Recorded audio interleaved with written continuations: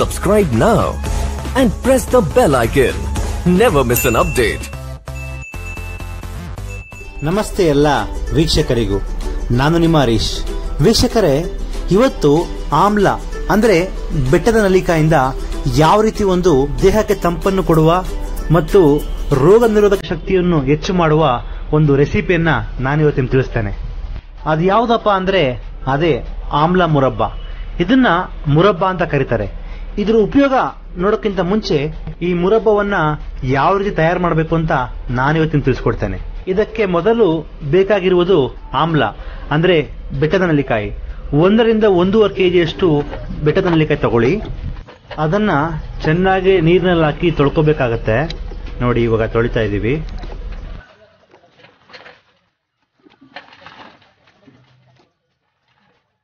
ನಂತರ ಈ ತೊಳೆದಿರುವಂತ ಒಂದು ನಲ್ಲಿಕಾಯಿನ ಒಂದು ಬಟ್ಟೆ ತಗೊಂಡು ಚೆನ್ನಾಗಿ ಅದನ್ನ ಒರೆಸ್ಕೋಬೇಕು. ನೀಟಾಗಿ ನೋಡಿ ಒರೆಸ್ಕೋಬೇಕು. ಈ ತರ ಒರೆಸ್ಕೊಳ್ಳೋದ್ರಿಂದ ನಲ್ಲಿಕಾಯಿ ಮೇಲೇನಾದ್ರೂ ಗಲೀಜ್ ಕುಂತಿದ್ರೆ ನೀಟಾಗಿ ಕ್ಲೀನ್ ಆಗುತ್ತೆ. ಆಮೇಲೆ ನೀವೇನ್ ಮಾಡ್ಬೇಕಪ್ಪ ಅಂದ್ರೆ, ನೋಡಿ ನಲ್ಲಿಕಾಯಿ ರೆಡಿ ಇದೆ. ಇವಾಗ ರೆಡಿ ಆದ್ಮೇಲೆ ನೀವು ಒಂದು ಪಾತ್ರೆಯಲ್ಲಿ ನೀರಿಟ್ಟು ಚೆನ್ನಾಗಿ ಅದು ಕುದಿಬೇಕು. ಕುದ್ದಂತಹ ನೀರು ಅದಾದ ನಂತರ ನೀವು ಸ್ಟವ್ನ ಆಫ್ ಮಾಡಿ ನೆಕ್ಸ್ಟ್ ನೀವು ಆ ನಲ್ಲಿಕಾಯಿನ ಹಾಕ್ಬೇಕಾಗತ್ತೆ. ಇದರ ಉಪಯೋಗ ಬಂದು ನಾನು ಈ ವಿಡಿಯೋ ಕೊನೆಯಲ್ಲಿ ಹೇಳ್ತೇನೆ. ಬಹಳಷ್ಟು ಉಪಯೋಗ ಇದೆ ನಿಜವಾಗ್ಲೂ. ಎಷ್ಟೋ ಕಾಯಿಲೆಗಳಿಗೆ ಇದು ರಾಮಬಾಣ.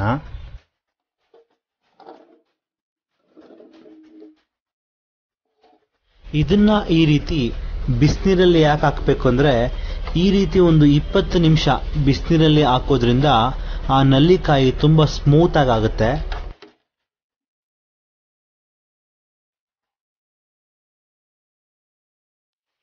ಇಪ್ಪತ್ತು ನಿಮಿಷ ಆದ್ಮೇಲೆ ಈ ತರ ಸ್ಮೂತ್ ಆಗಿರೋ ನಲ್ಲಿಕಾಯಿ ತೆಗೆದು ಇದನ್ನ ಏನ್ ಮಾಡ್ಬೇಕಪ್ಪ ಅಂದ್ರೆ, ಫೋಕ್ ತಗೊಂಡು ಚೆನ್ನಾಗಿ ತೂತ್ ಮಾಡಬೇಕು.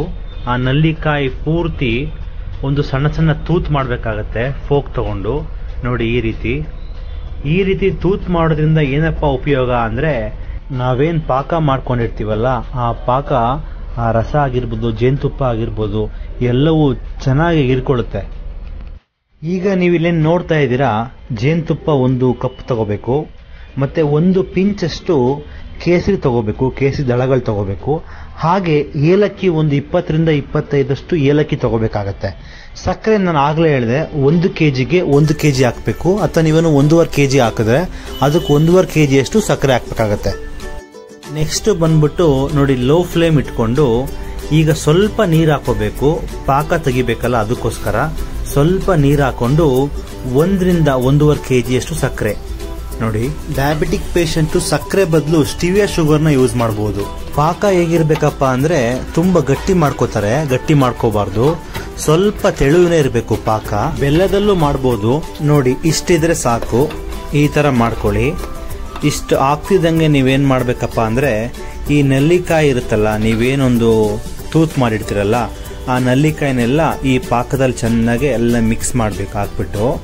ನಿಜ, ಇದು ಒಂದ್ಸಲಿ ಟ್ರೈ ಮಾಡಿ ನೋಡಿ. ಜಾಮೂನ್ಗಿಂತ ಟೇಸ್ಟ್ ಇರುತ್ತೆ, ಒಂದು ಚೂರು ಕೂಡ ಒಗ್ರಿರೋಲ್ಲ. ಈ ನೆಲ್ಲಿಕಾಯಿ ಹಾಕಿದ್ಮೇಲೆ ಒಂದು 10 ನಿಮಿಷ ಆದ್ರೂ ಪಾಕದಲ್ಲಿ ಚೆನ್ನಾಗಿ ತಿರುಗಿಸ್ತಾ ಇರಬೇಕು. ಹಾಗೆ ಬಿಡಬಾರ್ದು. ಹಾಗೆ ಬಿಟ್ರೆ ಅದು ಬಿಸಿಗೆ ಆ ನಲ್ಲಿಕಾಯಿ ಒಡೆದು ಹೋಳಾಗುತ್ತೆ. ಹಾಗಾಗಿ ನೀವು ಈ ತರ ಒಂದು 10 ನಿಮಿಷ ಆದ್ರೂ ಸ್ವಲ್ಪ ತಿರುಗಿಸ್ತಾ ಇರಬೇಕು. 10 ನಿಮಿಷ ಆದ್ಮೇಲೆ ಕಲರ್ ಚೇಂಜ್ ಆಗ್ತಾ ಬರುತ್ತೆ. ಆಗ ನೀವು ಇದನ್ನೊಂದು 20 ನಿಮಿಷ ಮುಚ್ಚಿಡಬೇಕು. ಲೋ ಫ್ಲೇಮಲ್ಲೇ ಬಿಡಬೇಕು ಇದನ್ನ. 20 ನಿಮಿಷ ಆದ್ಮೇಲೆ ತೆಗೆದ್ಬಿಟ್ಟು ನೋಡಿ, ಈ ತರ ಆಗಿರುತ್ತೆ. ನೀವು ಪಾಕ ಬೇಕಾದ್ರೆ ಸ್ವಲ್ಪ ಗಟ್ಟಿ ಮಾಡ್ಕೋಬಹುದು. ಇದು ಸ್ವಲ್ಪ ತೆಳ್ಳಗಿದೆ, ಸೊ ಬೇಕಾದ್ರೆ ನೀವು ಇದನ್ನ ಸ್ವಲ್ಪ ಸಕ್ಕರೆ ಜಾಸ್ತಿ ಹಾಕೊಂಡು ಗಟ್ಟಿ ಮಾಡ್ಕೋಬಹುದು ಈ ಪಾಕನೆ. ಈ ತರ 20 ನಿಮಿಷ ಆದ್ಮೇಲೆ ನೋಡಿ, ನಾನು ಸ್ಟವ್ಗೆ ಆಫ್ ಮಾಡ್ತಾ ಇದ್ದೇನೆ. ಸ್ಟವ್ ಆಫ್ ಮಾಡ್ಬಿಡಿ. ಆಫ್ ಮಾಡ್ಬಿಟ್ಟು ನೀವೇನ್ ಮಾಡ್ಬೇಕಪ್ಪ ಅಂದ್ರೆ, ಸ್ವಲ್ಪ ಕೇಸರಿ ಅಂದ್ರೆ 1 ಪಿಂಚ್ ಅಷ್ಟು ಅಂತ ಹೇಳಿದೆ. ಕೇಸರಿ ತುಂಬಾ ಕಾಸ್ಟ್ಲಿ ಆಗಿರೋದ್ರಿಂದ ಆದಷ್ಟು ಸ್ವಲ್ಪ ಹಾಕಿ. ಒಂದೇ 1 ಪಿಂಚ್ ಅಷ್ಟು ಹಾಕಿದ್ರೆ ಸಾಕು, ಕಲರೇ ಚೇಂಜ್ ಆಗ್ಬಿಡುತ್ತೆ. ನೋಡಿ, ಕೇಸರಿ ಇದು ಒರಿಜಿನಲ್ ಕೇಸರಿ. 1 ಗ್ರಾಮ್ಗೆ 400 ರೂಪಾಯಿ ಆಗುತ್ತೆ, ಹೊರಗಡೆಯಿಂದ ತರಿಸಿರೋದು. ಹಾಗೆ ಕೇಸರಿ ಹಾಕಿದ್ಮೇಲೆ 20 to 25 ಏಲಕ್ಕಿ ಪುಡಿ ಇದೆಯಲ್ಲ, ಪುಡಿ ಮಾಡ್ಕೊಂಡು ಅದ್ರ ಪುಡಿ ಹಾಕ್ಬೇಕು. ನೋಡಿ, ಪುಡಿ ಹಾಕ್ತಾ ಇದ್ದೀನಿ ಇವಾಗ. ಹಾಗೆ ಜೇನುತುಪ್ಪ ಇದೆಯಲ್ಲ, ಆ ಜೇನುತುಪ್ಪ ಇದು ಫುಲ್ ತಣ್ಣಗಾಗಬೇಕಿದು. ಫುಲ್ ಆರಿದ ಮೇಲೆ ಜೇನುತುಪ್ಪ ಹಾಕಿ ಜೇನುತುಪ್ಪ ಹಾಕ್ತಾ ಇದ್ದೀನಿ. 1 ಕಪ್ಪಷ್ಟು ಜೇನುತುಪ್ಪ ಹಾಕಬೇಕಾಗತ್ತೆ. ಇದೆಲ್ಲ ಹಾಕಿದ್ಮೇಲೆ ಚೆನ್ನಾಗಿ ತಿರುಗಿಸ್ಬಿಟ್ಟು 2 ದಿನ ಇದನ್ನು ತೆಗಿಬಾರ್ದು, ಮುಚ್ಚಿ ಇಡಬೇಕು ಹಾಗೆ. ಯಾಕಂದರೆ ಕೇಸರಿ ಇದೆಯಲ್ಲ, ಆ ಕೇಸರಿ 1-2 ದಿನ ಆದಮೇಲೆ ತುಂಬ ಕಲರ್ ಚೆನ್ನಾಗಿ ಬಿಟ್ಕೊಳ್ಳುತ್ತೆ. 1-2 ದಿನ ಆದಮೇಲೆ ನಾನು ತೋರಿಸ್ತೀನಿ ಇವಾಗ ನೋಡಿ ಯಾವ ರೀತಿ ಕಲರ್ ಬಿಟ್ಕೊಂಡಿದೆ ಕೇಸರಿ ಅಂತ. ಇದ್ರ ಕಲರೇ ಚೇಂಜ್ ಆಗಿಬಿಡುತ್ತೆ ನೋಡಿ ವೀಕ್ಷಕರೇ. ಇದು 1-2 ದಿನ ಬಿಟ್ಟು ನೀವು ತಿನ್ನಬೇಕಾಗತ್ತೆ. ಅವಾಗೇ ತಿಂದರೆ ಸ್ವಲ್ಪ ಟೇಸ್ಟ್ ಕಡಿಮೆ. 1-2 ದಿನ ಬಿಟ್ಟರೆ ಏನಾಗುತ್ತೆ ಅಂದರೆ ಆ ಸತ್ವ, ಆ ಕೇಸರಿ ಹಾಕಿರೋದೀವಲ್ಲ, ಆ ಕೇಸರಿ ಮತ್ತು ಹಾಗೆ ಜೇನುತುಪ್ಪ ಇದೆಲ್ಲ ನೀಟಾಗಿ ಅದರ ರಸ ಬಂದುಬಿಟ್ಟು ಫುಲ್ಲು ನೀಟಾಗಿ ಅದ್ರ ಒಳಗಡೆ ಸೇರಿಕೊಂಡಿರುತ್ತೆ.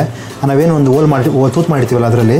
ಆಮೇಲೆ ಇದನ್ನು ಎಷ್ಟು ದಿನ ಇಡ್ಬೋದಪ್ಪ ಅಂದರೆ ಕನಿಷ್ಠ ಪಕ್ಷ ಒಂದು 15 ದಿನದಿಂದ 1 ಮಂತ್ವರೆಗೂ ಇಡ್ಬೋದು. ಆದರೆ ಇದರೊಳಗೆ ನೀರು ಬೀಳಂಗಿಲ್ಲ, 1 ಡ್ರಾಪ್ಸು ಕೂಡ ನೀರು ಬೀಳಿಸ್ಬೇಕು. ಮತ್ತು ಫ್ರಿಜ್ಜಲ್ಲಿಟ್ಟು ಬಳಸ್ಬೋದು, ಹಾಗೆ ಇಟ್ಟರು ಕೂಡ ರೂಮ್ ಟೆಂಪ್ರೇಚರ್ ಇಟ್ಟರು ಕೂಡ ನೀವು ಏನಿಲ್ಲ ಅಂದರೂ ಒಂದು 15 ದಿನ ಇಡ್ಬೋದು ಮ್ಯಾಕ್ಸಿಮಮ್ಮು, ಹಾಳಾಗಲ್ಲ.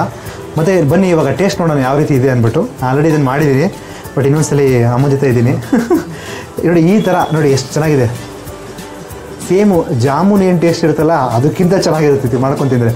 ಒಂದು ದೇಹಕ್ಕೂ ಕೂಡ ಒಳ್ಳೆಯದು, ತಂಪು, ಮತ್ತು ವೈಟಮಿನ್ ಸಿ ಇರೋದ್ರಿಂದ ನಲ್ಲಿಕಾಯಿಂದ ಏರ್ ಫಾಲ್ ಕಡಿಮೆ ಆಗುತ್ತೆ, ಮತ್ತು ಗ್ಯಾಸ್ಟ್ರಿಕ್ ಸಮಸ್ಯೆ ಬರಲ್ಲ, ಮತ್ತು ಬಾಡಿ ಓವರ್ ಹೀಟು, ಸ್ವಲ್ಪ ಬರ್ನಿಂಗ್ ಸೆನ್ಸೇಷನ್ ಅಂತ ಯಾರು ಕರೀತಾರೆ, ಮುಖ ತುಂಬ ಬರ್ನಿಂಗ್ ಆಗುತ್ತೆ, ಕಣ್ಣೆಲ್ಲ ಉರಿಯುತ್ತೆ, ಹೊಟ್ಟೆಲ್ಲ ಉರಿತದೆ, ಕಾಲು ಉರಿ ಬರುತ್ತೆ ಅಂತೆಲ್ಲ ಹೇಳ್ತಾರಲ್ಲ, ಅಂಥವ್ರು ಕೂಡ ಇದು ಉಪಯೋಗ ತುಂಬ. ಯಾರಿಗೆ ಪಿತ್ತ ಜಾಸ್ತಿ ಇರುತ್ತೆ ನೋಡಿ, ಆ ಪಿತ್ತವನ್ನು ಕಡಿಮೆ ಮಾಡುತ್ತೆ. ಮತ್ತು ಲೂಸ್ ಮೋಷನ್ನು, ಪದೇ ಪದೇ ಲೂಸ್ ಮೋಷನ್ ಆಗ್ತಾ ಇರುತ್ತೆ, ಹೊಟ್ಟೆ ತೊಳಸ್ದಂಗೆ ಆಗ್ತಾ ಇರುತ್ತೆ, ಇದನ್ನು ತಿನ್ನೋದ್ರಿಂದ ಕೂಡ ಅದು ಕೂಡ ಕಡಿಮೆ ಆಗುತ್ತೆ. ಮತ್ತು ಫೇಸು ಗ್ಲೋ ಆಗುತ್ತೆ. ವೈಟಮಿನ್ ಸಿ ಇರೋದ್ರಿಂದ ಸ್ಕಿನ್ನು ತುಂಬ ಒಳ್ಳೆಯದು, ಹಾಗಾಗಿ ನಿಮ್ಮ ಫೇಸು ಕೂಡ ಗ್ಲೋ ಆಗುತ್ತೆ. ಹಾಗೆ ಯಾರಿಗೆ ಪಾದ ಜಾಸ್ತಿ ಉರಿ ಬರುತ್ತಲ್ಲ ಅವ್ರಿಗೂ ಕೂಡ ಇದು ಕಡಿಮೆ ಆಗುತ್ತೆ. ಮತ್ತು ಇದು ಕಣ್ಣಿಗೂ ಕೂಡ ತುಂಬ ಒಳ್ಳೆಯದು, ಕಣ್ಣಿನ ಒಂದು ಹೆಲ್ತ್ಗೆ. ಹಾಗೆ ಮೆಮೊರಿ ಪವರ್ ಕೂಡ ಇದು ಇಂಪ್ರೂವ್ ಮಾಡುತ್ತೆ. ಹಾಗೆ ಯಾರಿಗೆ ಸಿಕ್ಕಾಪಟ್ಟೆ ಸಿವಿಯರ್ ಗ್ಯಾಸ್ಟ್ರಿಕ್ ಇರುತ್ತೆ ನೋಡಿ, ತಡ್ಕೊಳ್ಳೋಕ್ಕೆ ಆಗಲ್ಲ, ಗ್ಯಾಸ್ಟ್ರಿಕ್ ತುಂಬ ಗ್ಯಾಸ್ಟ್ರಿಕ್ ಇರುತ್ತೆ ನೋಡಿ, ಖಂಡಿತ ಒಂದು 2-3 ದಿನ ಬಳಸಿ, ಗ್ಯಾಸ್ಟ್ರಿಕ್ಕು ಖಂಡಿತ ಕಡಿಮೆ ಆಗುತ್ತೆ. ಇದನ್ನು ನಾವು ಹೊರಗಡೆ ಹೋಗಿ ತ್ರಿಫಲ ಚೂರ್ಣ ಅಂತ ತಗೋತೀವಿ. ಹಾಗೆ ನಿಮ್ಮ ಮನೆಯಲ್ಲಿ ನಲ್ಲಿಕಾಯಿ, ಬೆಟ್ಟದ ನಲ್ಲಿಕಾಯಿ ಚೂರ್ಣ, ಆಮ್ಲ ಅಂತ ಕರಿತೀವಿ, ಅದ್ರ ಚೂರ್ಣ ತಿಂತೀವಿ. ಸೊ ಅದ್ರ ಬದಲು ಇದನ್ನು ಮನೇಲಿ ಮಾಡಿಟ್ಕೊಂಡು ತಿನ್ನಿ, ತುಂಬ ಉಪಯೋಗ ಇದೆ. ಹೊರಗಡೆ ಇದು ಪ್ರಿಸರ್ವೇಟಿವ್ ಹಾಕಿ ಮಾಡಿರ್ತಾರೆ, ಸೊ ಅದು ಹೆಲ್ತ್ ಕೂಡ ತುಂಬ ಒಳ್ಳೆಯದಲ್ಲ. ಹಾಗಾಗಿ ನ್ಯಾಚುರಲ್ಗೆ ಈ ಥರ ಮನೆಯಲ್ಲೇ ಮಾಡ್ಕೊಂಡು ತಿನ್ನೋದ್ರಿಂದ ನೀವು ಇನ್ನೂ ಕಡಿಮೆ ಖರ್ಚಲ್ಲೂ ಇದನ್ನು ಮಾಡ್ಕೋಬೋದು, ಮತ್ತು ನೀವು ಹೆಲ್ತ್ ಆರೋಗ್ಯ ಕೂಡ ಕಾಪಾಡ್ಕೋಬೋದು. ದಿನಕ್ಕೆ 1-2 ತಿಂದರೂ ಸಾಕು, ತುಂಬ ಚೆನ್ನಾಗಿರುತ್ತೆ. ನಿಜವಾಗ್ಲೂ ತುಂಬ ಸಖತ್ತಾಗಿದೆ, ನನಗಂತೂ ತುಂಬ ಇಷ್ಟ ಆಯಿತು. ನೀವು ಮಾಡ್ಕೊಂಡು ತಿನ್ನಿ ಈ ಥರ ಹೆಲ್ತಿ ಒಂದು ರೆಸಿಪಿನ ಅಂತ ಹೇಳ್ತಾ, ಇದು ಒಂದು ನಿಜ ಹೇಳಬೇಕು ಅಂದರೆ ನಮಗೊಬ್ಬರು ಚಂದ್ರಶೇಖರ್ ಅಂತ ಇದ್ದಾರೆ, ಅವ್ರದ್ದು ನಾವು ಯಾವಾಗಲೂ ನಮಗೆ ಮಾಡಿ ತಂದುಕೊಡೋರು. ನಾನು ಅದಕ್ಕೆ ಯಾಕೆ ಇದನ್ನು ನಮ್ಮ ವೀಕ್ಷಕರಿಗೆಲ್ಲ ತಿಳಿಸ್ಬಾರ್ದು ಅಂತ ಹೇಳಿ ಈ ಒಂದು ವಿಡಿಯೋ ಮಾಡಿದೆ. ನಿಜ ಮಾಡ್ಕೊತೀನಿ. ಹಾಗೆ ಅಮ್ಮನೂ ಸಪೋರ್ಟಿಂದ ಇವತ್ತು ನಾನು ಈ ಒಂದು ಇದನ್ನು ಮಾಡಿದ್ದೀನಿ. ಎಲ್ಲರಿಗೂ ಒಳ್ಳೆಯದಾಗಲಿ. ಧನ್ಯವಾದ. Subscribe now and press the bell icon. Never miss an update.